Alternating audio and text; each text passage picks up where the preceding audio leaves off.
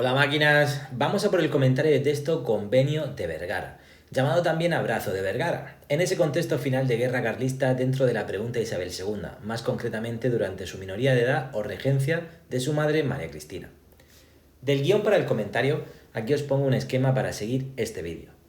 Después de haber leído el tema Crisis del antiguo régimen en España, el reinado de Fernando VII y el problema sucesorio a su muerte es de vital importancia para entender el estallido de eso que conocemos como guerra carlista. El texto es un fragmento legal y como siempre comenzaríamos planteando una presentación del mismo, como se lee en el título. Estamos ante un fragmento del Convenio de Vergara, o a continuación se plantea el comentario de texto del Abrazo de Vergara. No se trata de copiar estas frases en tu propio ejercicio, sino que cada estudiante tiene que acogerse a unos criterios para expresarse lo mejor posible con claridad y orden.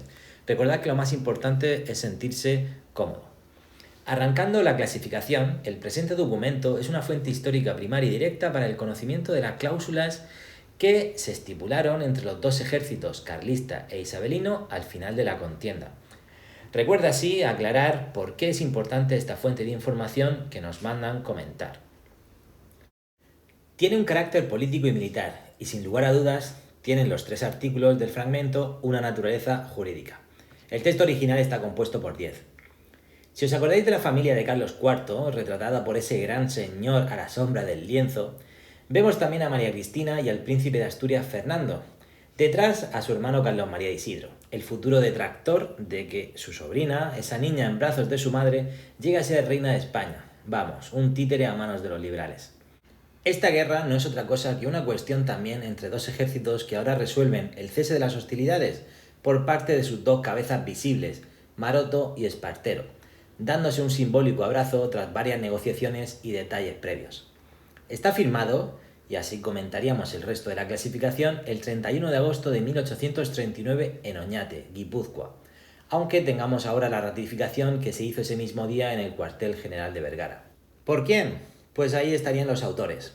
Ese duque de la Victoria, el capitán general Baldomero Espartero, que pronto sería regente, máximo protagonista del país, reinando ya los liberales. Y por otro lado, muerto Zumalacárregui, el protagonismo se lo llevaría Rafael Maroto, teniente general de los carlistas, ya asfixiado eso sí en el campo de batalla en los últimos meses. Podríamos aclarar que el destinatario, como texto oficial y público, podría estar dirigido a la nación, aunque claramente con él se alertaría a los ejércitos enfrentados y a las fuerzas políticas interesadas. Se podría incluir también la mediación del almirante inglés John Hay, jefe de la Guardia de Observación Británica. Vamos al análisis. Rápido también para que intentes valorar y crear tus propias ideas con el texto y que no todo sea copiar y pegar lo que ves y leas por ahí.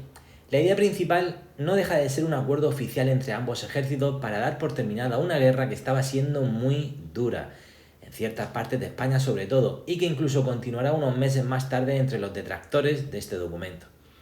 Las ideas secundarias nos dejarían la oportunidad de explicar cada artículo en función de lo que estipula para que se cumpla de alguna manera. Siempre estaba el tema de los fueros en las negociaciones y el artículo primero no podría tratar de otra cosa. ¿Os acordáis lo que perdieron Cataluña, Aragón y Valencia en los decretos de nueva planta por no apoyar al pretendiente Borbón en la guerra de sucesión española a principios del siglo XVIII? Las vascongadas temían ahora perder sus leyes y querían gestionar con este artículo prometer el cese de las armas si se mantenían dichos fueros. De cualquier manera se mantendrán hasta finales de siglo, después del desenlace precisamente de otra guerra carlista.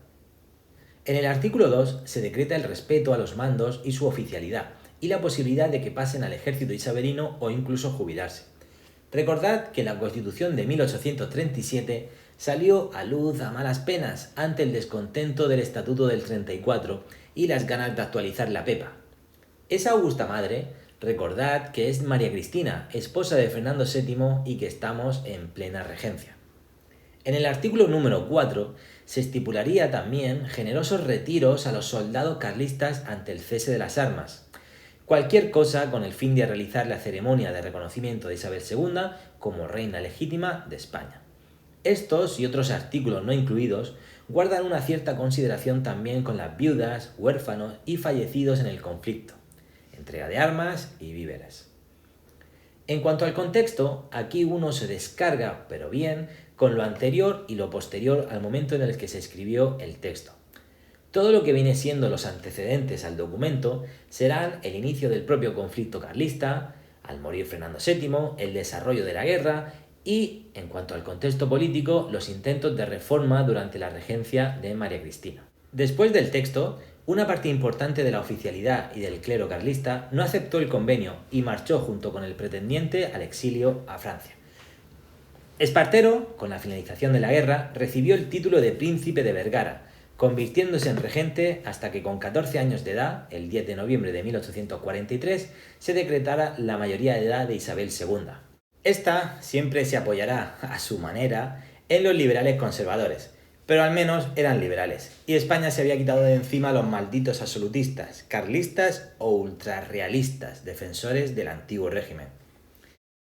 En cuanto a las conclusiones, giran en torno a una valoración del contexto histórico en general de construcción del Estado liberal y del final de esta guerra carlista en particular, triunfando en el campo de batalla frente a los últimos defensores del antiguo régimen. Ahora la asignatura pendiente es hacer que se pongan de acuerdo liberales de todas las posturas ideológicas para hacer viable un gobierno de Estado. Será difícil, pero así será la historia del siglo XIX español, un continuo tejer y destejer, una muerte a garrotazos. Muchísima suerte.